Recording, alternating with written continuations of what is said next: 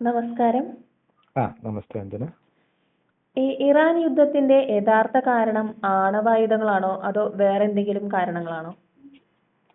ആണവായുധം ഉണ്ടാക്കാനുള്ള capability Iran ഉണ്ടാക്കുന്നു. അത് തടയാനായിട്ടാണ് യുദ്ധം ഉണ്ടായത് എന്ന വാർത്ത 100% കള്ളമാണ്. കാരണം ഇറാൻ ഇതുവരെ ആയുധങ്ങൾ ഉണ്ടാക്കിയിട്ടില്ല, ഉണ്ടാക്കാൻ പോണേ ഉള്ളൂ. പക്ഷെ തൊട്ടപ്പുറത്ത് ഇറാനെ അമേരിക്കയോടൊപ്പം ചേർന്ന് ആക്രമിക്കുന്ന ഈ ഇസ്രായേലിന് ആണവായുധങ്ങൾ ഉണ്ട്. അപ്പൊ ആണവായുധം ഉണ്ടാക്കാൻ ഒരാൾ പോകുമ്പോൾ ആൾറെഡി ആണവായുധം ഉള്ളവരല്ലേ യഥാർത്ഥത്തിൽ അവർക്കെതിരെയല്ലേ വരേണ്ടത്. അപ്പൊ യുദ്ധം വരുന്നില്ലോ. അപ്പൊ മാത്രമല്ല, ഇതിലൊരു കണക്കുകളുണ്ട്. ഏറ്റവും കൂടുതൽ ആണവായുധമുള്ളത് റഷ്യക്കാണ്. റഷ്യക്ക് 5459 ആണവായുധങ്ങളുണ്ട്. അമേരിക്കക്ക് 5277 ആണവായുധമുണ്ട്. ചൈനക്ക് 600 ഉണ്ട്. ഫ്രാൻസിന് 290 ഉണ്ട്. യുണൈറ്റഡ് കിങ്ഡത്തിന് 225 ഉണ്ട്. ഇന്ത്യക്ക് 180 ഉണ്ട്. പാകിസ്ഥാന് 170 ഉണ്ട്. ഇസ്രായേലിന് 90 ഉണ്ട്. നോർത്ത് കൊറിയക്ക് 50 ഉണ്ട്. അപ്പൊ ഈ രാജ്യങ്ങൾക്കൊക്കെ എതിരെയല്ലേ എന്തെങ്കിലും യുദ്ധം ചെയ്യണമെങ്കിൽ. മാത്രമല്ല, ഈ രാജ്യങ്ങളൊന്നും തമ്മിൽ ഒരിക്കലും അങ്ങനെ യുദ്ധം ഉണ്ടാകാറുമില്ല. ഇന്ത്യയും പാകിസ്ഥാനായിട്ടൊരു ചെറിയ മൈനർ ഇതുണ്ടായതല്ല, അത് ഉണ്ടാകുന്നില്ല. കാരണം അങ്ങോട്ടും ഇങ്ങോട്ടും എല്ലാവർക്കും പേടിയാണ്. അപ്പൊ ആണവായുധം ഉണ്ടാക്കാൻ ശ്രമിക്കുന്നു ഇറാൻ എന്ന് പറഞ്ഞ് യുദ്ധമുണ്ടാകുമ്പോൾ ആ യുദ്ധമുണ്ടാക്കുന്നതിന് അമേരിക്കയുടെ ഭാഗമായി അവിടെ പശ്ചിമേഷ്യയിലുള്ള ഇസ്രായേലിന്റെ കയ്യിൽ ആണവായുധമുണ്ട്. അപ്പൊ അതൊരു കാരണമേ അല്ല, അത് പൊതുജനങ്ങളെ കബളിപ്പിക്കാനുള്ള ഒരു ഇതാണ്. യഥാർത്ഥ കാരണം വേറെയാണ്. അതെന്താന്നുള്ളത് ഞാൻ അത് പറയാം. പശ്ചിമേഷ്യയിലെ സംഘർഷങ്ങൾക്കും ഇപ്പോഴത്തെ ഇറാനെതിരെയുള്ള യുദ്ധത്തിനും യഥാർത്ഥമായ കാരണം ഒന്നേ ഉള്ളൂ. അത് ആ രാജ്യങ്ങളിലെ പ്രധാനമായും ഇറാന്റെ എണ്ണശേഖരമാണ്. അന്യരാജ്യങ്ങളുടെ സമ്പത്ത് തങ്ങളുടെ വരുതിയിലാക്കി ആ സമ്പത്ത് കൊള്ളയടിക്കുക എന്ന പഴയ ബ്രിട്ടീഷ് കൊളോണിയലിസത്തിന്റെ പുതിയ മുഖമാണ് ഈ യുദ്ധം.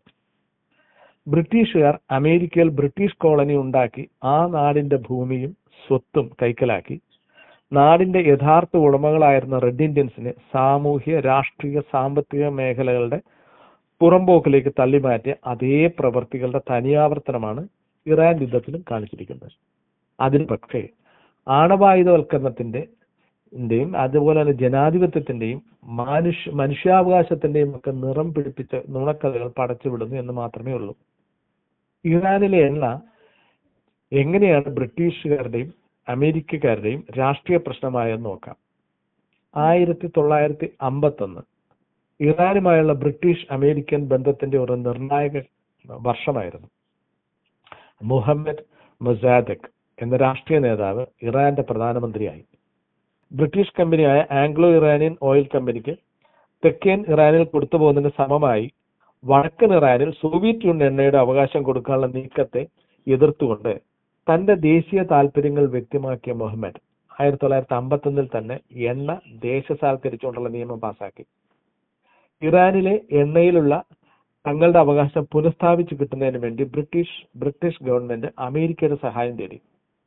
അമേരിക്കയുടെ 26ാമത്തെ പ്രസിഡന്റായിരുന്ന തിയോഡർ റൂസ്വെൽറ്റിന്റെ ചെറുമകൻ കെർമിറ്റ് റൂസ്വെൽറ്റിന്റെ നേതൃത്വത്തിൽ ഇറാനിൽ രാഷ്ട്രീയ അട്ടിമറി നടത്താനും പ്രധാനമന്ത്രി മുഹമ്മദ് മൊസാദെകിനെ താഴെ ഇറക്കാനും പദ്ധതി തയ്യാറായി. 1953 ആഗസ്റ്റിൽ 4 ദിവസത്തിനുള്ളിൽ 2 ശ്രമങ്ങളിലൂടെ CIA മുഹമ്മദിനെതിരെയുള്ള അട്ടിമറി നടത്തി. മുഹമ്മദിനെതിരെയുള്ള അട്ടിമറിക്ക് ഇറാൻ രാജാവായിരുന്ന മുഹമ്മദ് റസ ഷായുടെ എല്ലാ പിന്തുണയും ഉണ്ടായിരുന്നു.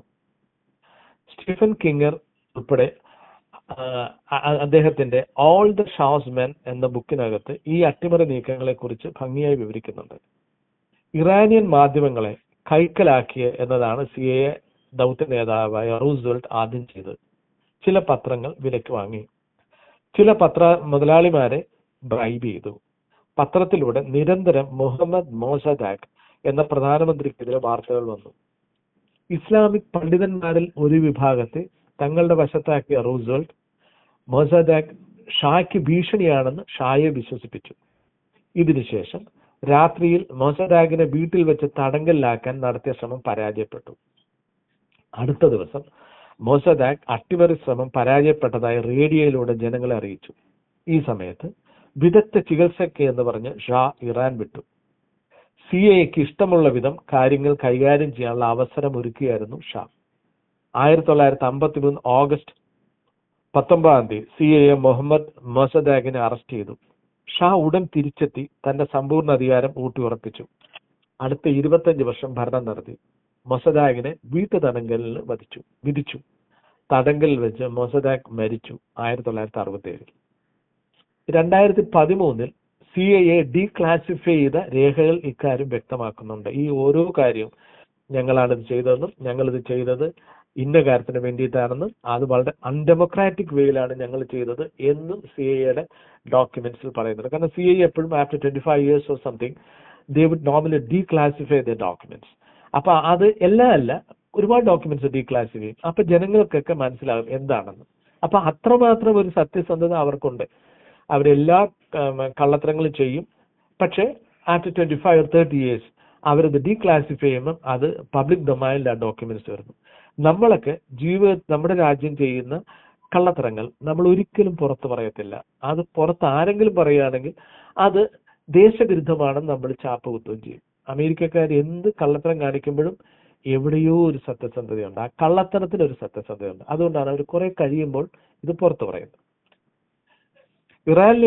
ഇറാനിലേക്ക് തിരിച്ചു വന്ന ഷാ എണ്ണപ്പാടങ്ങളുടെ 40% അമേരിക്കൻ കമ്പനികൾക്ക് വിട്ടുകൊടുത്തു. മുഹമ്മദ് ഇരിക്കുമ്പോഴത്തേക്കും പുള്ളി കംപ്ലീറ്റ് നാഷണലൈസ് ചെയ്തു. അപ്പൊ അതാണ് യഥാർത്ഥ പ്രശ്നം.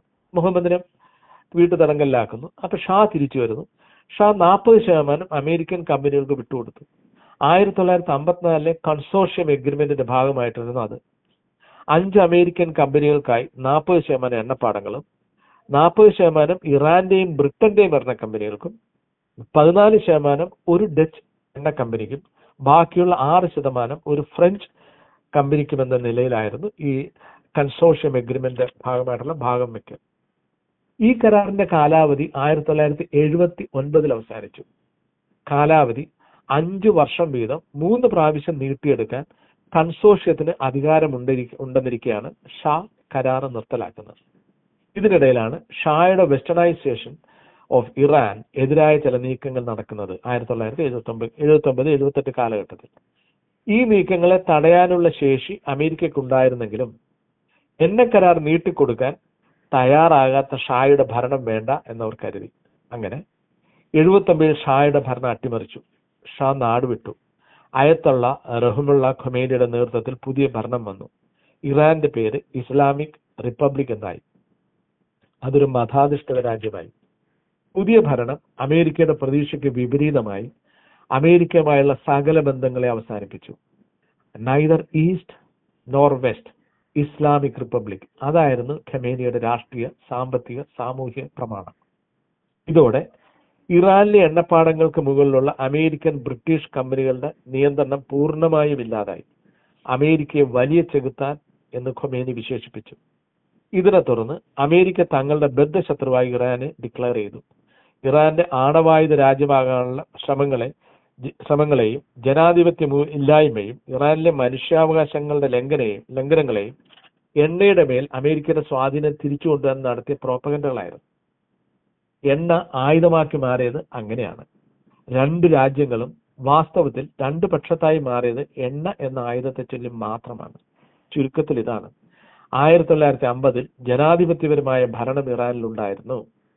ബ്രിട്ടീഷ് അമേരിക്കൻ എണ്ണ പാട താല്പര്യങ്ങൾക്കെതിരായിരുന്നു പ്രധാനമന്ത്രി മുഹമ്മദ് മൊസദാഗ്. മൊസദാഗിനെ CIA ഉപയോഗിച്ച് അന്നത്തെ രാജാവായിരുന്ന ഷായുടെ മൗന അനുവാദത്തോടെ അമേരിക്ക താഴെ ഇറക്കി. ഇനി ഒരിക്കലും രാഷ്ട്രീയത്തിലേക്ക് തിരിച്ചു വരാൻ കഴിയാത്തവണ്ണം വീട്ടുതടങ്കലിലിട്ട് കൊന്നു.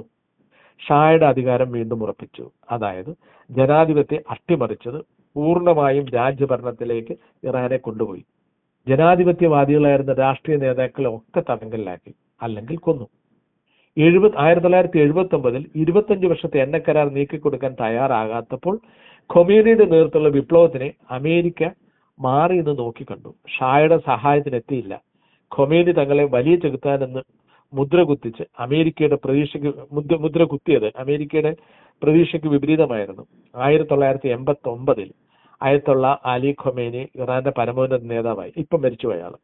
പശ്ചിമേഷ്യയിലെ മറ്റ് എണ്ണ ഉൽപാദന രാജ്യങ്ങളുമായി എല്ലാം അമേരിക്ക കരാറിൽ ഏർപ്പെടുകയോ അല്ലെങ്കിൽ ഇറാഖിനോട് ചെയ്ത പോലെ അട്ടിമറിയിലൂടെ ഭരണം തച്ചുടച്ച് തങ്ങളുടെ പാവകളാക്കി മാറ്റുകയോ ചെയ്തുവെങ്കിലും ഇറാനോട് ഇതൊന്നും നടന്നില്ല. അപ്പോൾ അവർക്കെതിരെ നീണ്ട പ്രോപ്പഗണ്ട യുദ്ധം നടത്തി.